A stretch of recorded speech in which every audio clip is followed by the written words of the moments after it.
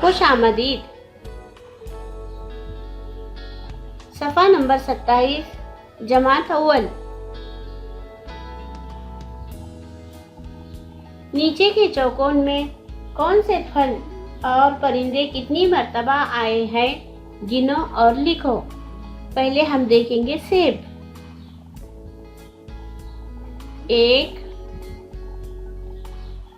2, 3,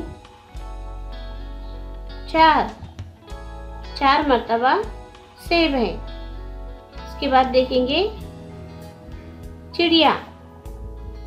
1, 2, 3, 4, 5, कितनी मर्तबा है? 5। उसके बाद देखेंगे आम। 1, 2, 3, 4, 5, 6, 7, 8, आम है 8 मर्तबा। उसके बाद देखेंगे तोता।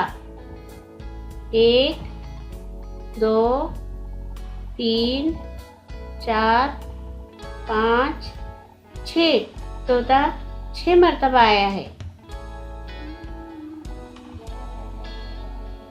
1,